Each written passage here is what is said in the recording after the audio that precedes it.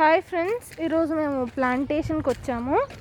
And ఇక్కడ plants నాటుతున్నప్పుడు we found so much plastic అన్నమాట. ఇది and plastic cups and we have lot and of masks kuda thrown everywhere and ప్రతి గుంటలోంచి ఇంత కుప్పలు తట్టలు ప్లాస్టిక్ వస్తుందండి. ఇదంతా ఎప్పుడో వేసింది, ఈరోజు అవి వేసింది కాదు, ఇది ఎప్పటి నుంచో నిల్వ ఉన్న ప్లాస్టిక్. సో యూనో మనం ఎక్కడ పడితే అక్కడ ఎలా పడితే అలాగా ప్లాస్టిక్ వేయటం వల్ల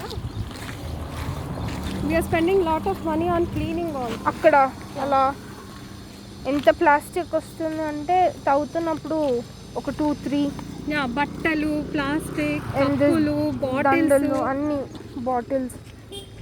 సో ఎక్కడ పడితే అక్కడ ప్లాస్టిక్స్ ఇంకా మనం వెయ్యొద్దు, ఎందుకంటే అది మనకే హానికరం.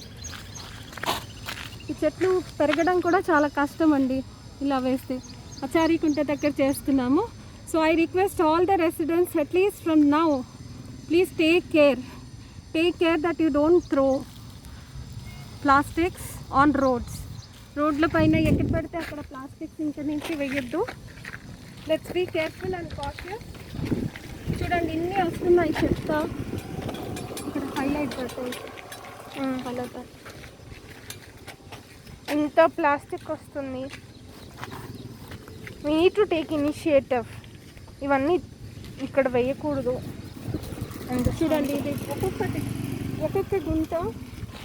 ఒక్కొక్క గుంట తవ్వితే చూడండి ఎన్ని పాన్వి, చూడండి ఎంత చెత్త వస్తుంది ఒక్కొక్క దాంట్లో. So let's be careful at least from now. It's our responsibility, ప్రతి ఒక్కళ్ళ రెస్పాన్సిబిలిటీ అండి. ఇది ఓన్లీ గవర్నమెంట్ క్లీనింగ్ వాళ్ళదే కాదు. మనం చెత్త వేయడం తగ్గిస్తే క్లీనింగ్ వాళ్ళకి కూడా తక్కువ అవుతుంది వర్క్. సో అది మనకే హానికరం. చూడండి ఐస్ క్రీమ్ కప్పులు ఎక్కడ పడితే అక్కడ తినేసి పాడేసినవి, ఇలాంటివి we're getting tons and tons of plastics. So please friends, be aware and let's stop throwing plastic as and how we want. So let us all dispose it in a proper way. Thank you.